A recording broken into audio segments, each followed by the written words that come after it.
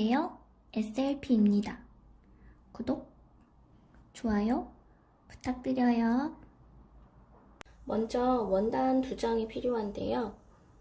원단은 면 20수에서 30수의 원단이 직선받기를 할 때 연습하기 가장 좋고요.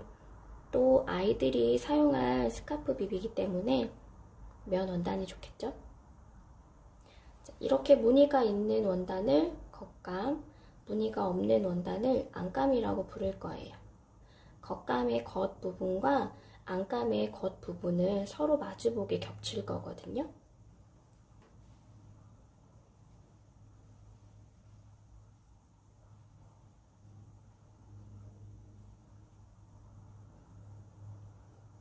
이렇게 겹치셨으면 원단이 밀리지 않도록 핀을 꽂아줄 거예요. 우선 핀은 모서리 세 부분을 꽂을 건데요. 안쪽에서 바깥쪽으로 꽂아주셔야 미싱을 할 때 핀이 걸리지 않아요.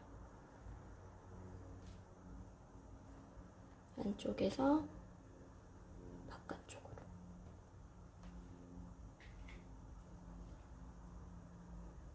안쪽에서 바깥쪽으로. 필요한 경우에 핀을 더 꽂을 수도 있겠죠. 그리고 원단을 뒤집을 창구멍이 필요한데요. 가장 긴 면 쪽에 5cm 정도의 창구멍을 표시해 둘 거예요.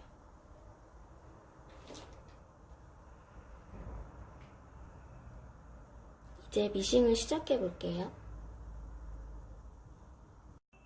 먼저 바늘의 간격을 설정하고 시작할 건데요. 보통은 0에 놓고 많이 사용해요. 0으로 설정을 하면 바늘과 원단의 간격이 8mm로 설정이 돼요. 이제 미싱을 해볼 건데요. 아까 원단에 창구멍을 그려줬죠? 오른쪽에 있는 창구멍부터 시작할 거예요. 노루발 사이에 원단을 끼우고 노루발 끝면과 원단 끝면이 맞도록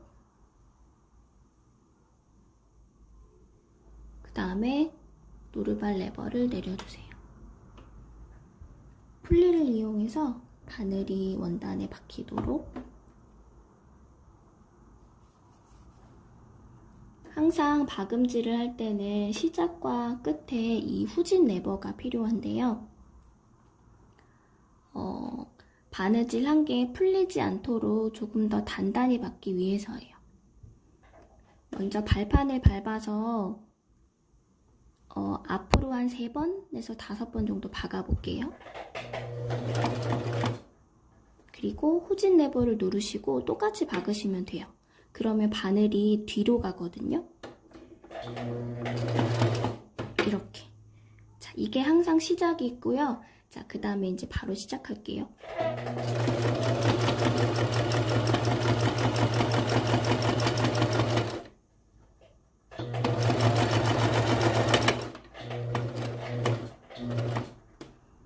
모서리 부분에서도 한 1cm 정도 남겨둔 상태에서 바늘을 멈추시는 거예요.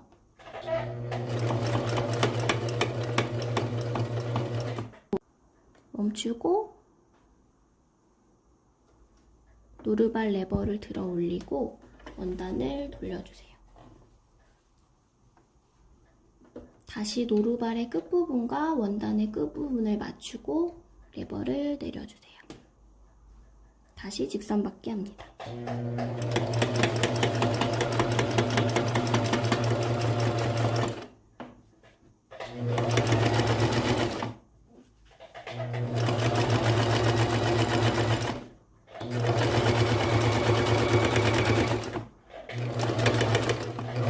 한 번 더 보여드릴게요. 자, 이렇게 원단을 돌려야 하는 상황에서 코너를 돌려야 되잖아요. 자, 1cm 정도 남겨놓은 시점에서 바늘을 멈추시는 거예요.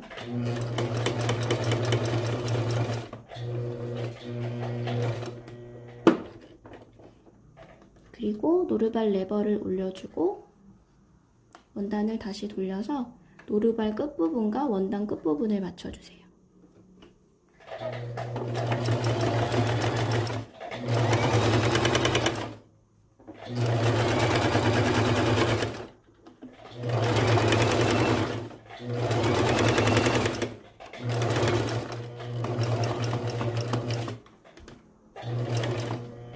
한 번 더 1cm 정도 남겨주고 노루발 들고 원단 돌려서 노루발과 원단 끝부분 맞춰준 후에 다시 박아주시면 돼요.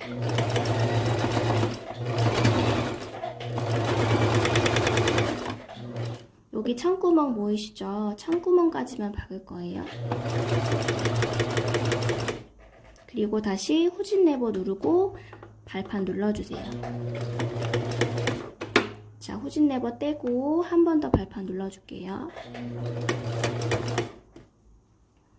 이렇게 하면 끝이거든요. 자, 풀리 이용해서 바늘 올리고 노루발 레버 들고 원단 빼시면 돼요.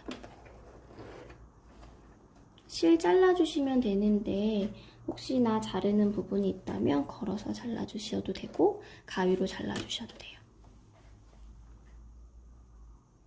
미싱이 끝난 원단을 이제 창구멍을 통해서 뒤집을 건데요. 먼저 핀을 빼줄게요.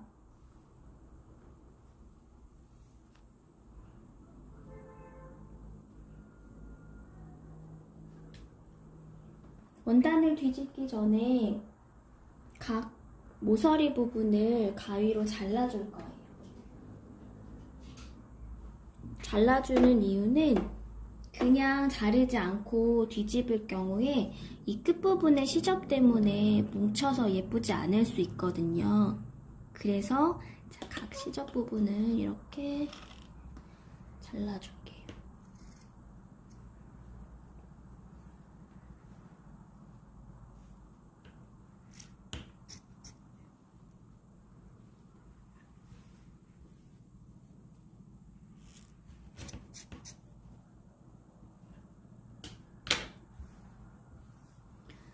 창구멍에 엄지손가락을 넣어주고요.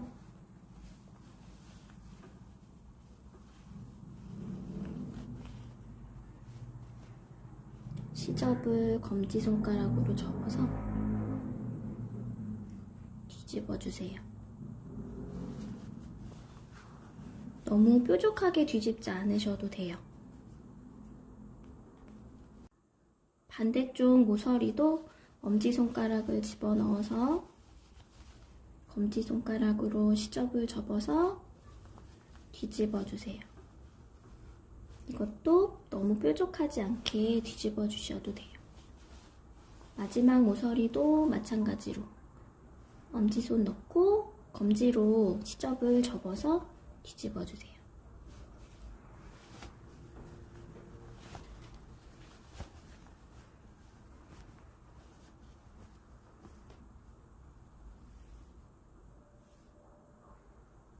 뒤집었죠? 보면 그 박은 부분이 지금 좀 예쁘지가 않죠? 자, 테두리를 예쁘게 한 번 더 박아줄 건데요. 이것도 핀을 꽂은 후에 박으면 조금 더 쉽게 박을 수 있어요. 저는 각 면에 핀을 하나씩만 꽂아볼게요.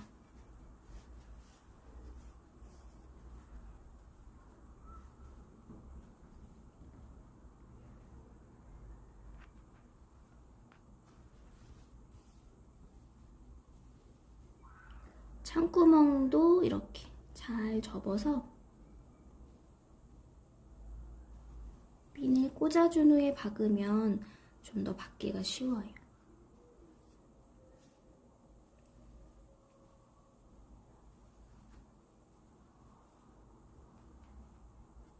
창구멍 가운데에 핀을 꽂아줄게요.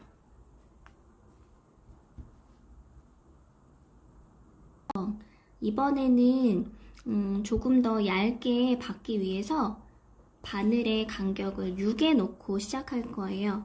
보시면 바늘이 움직이는 게 보이시죠? 이거는 0에 놓았을 때 바늘 위치고요. 이거는 바늘을 6에 놓았을 때 위치예요. 자, 6으로 설정을 해놓고 저는 창구멍에서부터 시작을 해볼 건데 어느 면에서 먼저 시작하던지 상관없어요. 마찬가지로 노루발 끝부분과 원단의 끝부분을 맞춰서 노루발 레버를 내려주시고요. 풀리를 앞으로 당겨서 바늘을 원단에 꽂아주시고 박는 건 아까랑 똑같은데 이번에는 첫 시작에서 후진 레버가 필요 없어요. 아까 전에는 창구멍을 만들어줘야 했기 때문에 처음과 끝에서 후진 레버를 사용했는데요. 이번에는 시작에서는 후진 레버를 사용하지 않고 끝부분에서만 후진 레버를 사용할 거예요. 박아볼게요.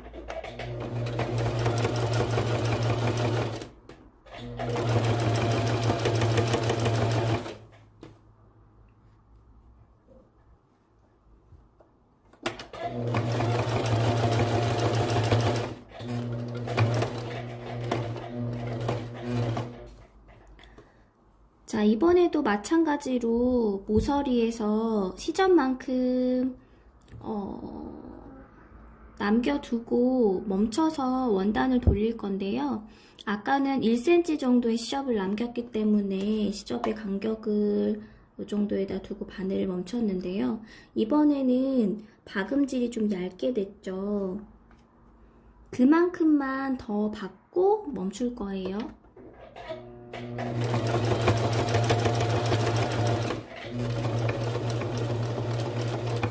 이렇게 멈춘 후에 노루발 레버를 올리고 원단을 돌려주세요.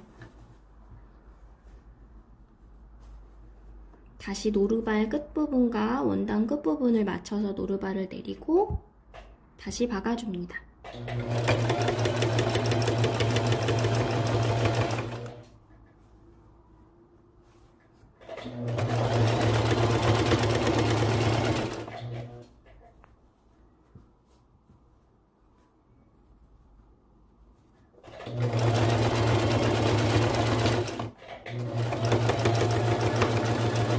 이번에도 5mm 정도 간격을 남겨두고 바늘을 멈춰주세요. 짠! 이렇게 스카프 빕이 완성되었고요. 티단추 다는 방법은 다음 영상에서 확인하시고 가정용으로 티단추 기구를 구입하실 분들은 검색하시면 2만원 안팎으로 구입하실 수 있을 거예요.